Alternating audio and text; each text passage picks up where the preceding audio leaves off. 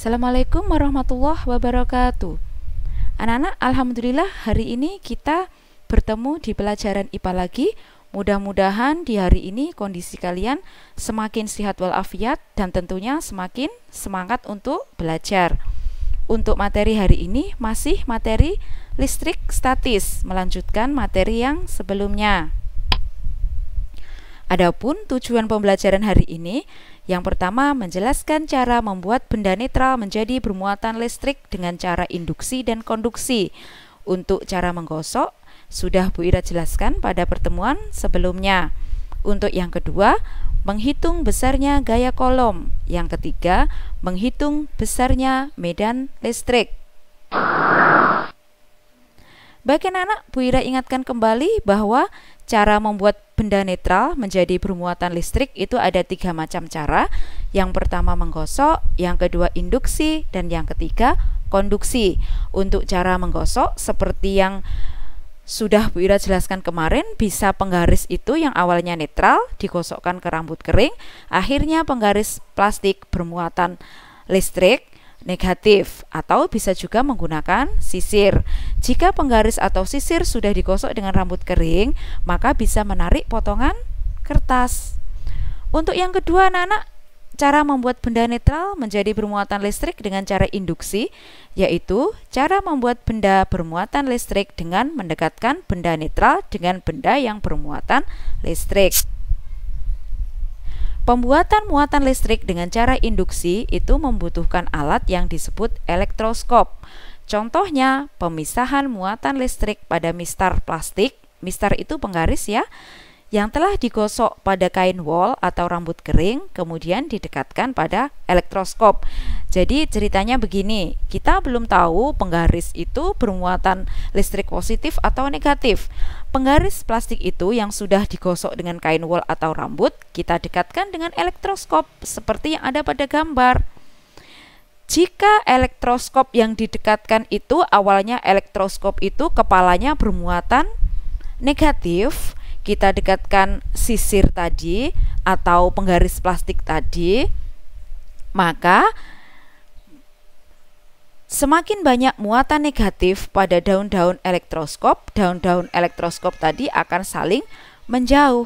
Jadi pada elektroskop yang bermuatan negatif tadi, daunnya akan semakin saling menjauh jika didekatkan benda yang bermuatan negatif. Oke. Berarti penggaris tadi yang didekatkan pada elektroskop tadi, karena daun elektroskop yang bermuatan negatif semakin membuka atau semakin menjauh, maka penggaris tadi bermuatan negatif. Yang ketiga, memberi muatan listrik dengan cara konduksi. Pada peristiwa konduksi ini terjadi kontak langsung dari kedua benda sehingga elektron mengalir melalui satu benda ke benda yang lain. Contohnya anak-anak seperti yang ada pada gambar, logam dapat diberi muatan listrik dengan cara konduksi. Nah, misalnya gini gampangannya, paku ya, paku itu kan terbuat dari besi. Besi itu konduktor, bisa menghantarkan listrik. Jika pada paku besi itu misalnya tidak sengaja kita jatuhkan tepat di atas kabel listrik yang lecet, maka paku itu bisa menjadi bermuatan listrik. Itu cara konduksi. Nah, sekarang kita mempelajari mengenai hukum Coulomb yang penelitiannya dilakukan oleh Charles Augustin de Coulomb. Bunyi hukum Coulomb, besar gaya listrik berbanding lurus hasil kali kedua muatannya dan berbanding terbalik dengan kuadrat jarak kedua benda. Untuk rumusnya F sama dengan K Q1 Q2 per R kuadrat. Atau gampangannya kalian bisa menghafalkan F itu K-Q remuk-remuk. Kenapa remuk-remuk? Itu R kuadrat. Biar lebih mudah menghafal. F itu gaya tarik atau tolak atau gaya Coulomb, K itu konstanta yang besarnya 9 kali 10 pangkat 9, Q itu muatan listrik, satuannya Coulomb, R itu jarak kedua muatan, satuannya meter. Oke, sekarang kita pada contoh soal tentang hukum Coulomb. Dua buah muatan masing-masing Q1 dan Q2 besarnya 3C dan 9C terpisah sejauh 3 meter. Hitunglah besar gaya yang terjadi antara dua buah muatan tersebut.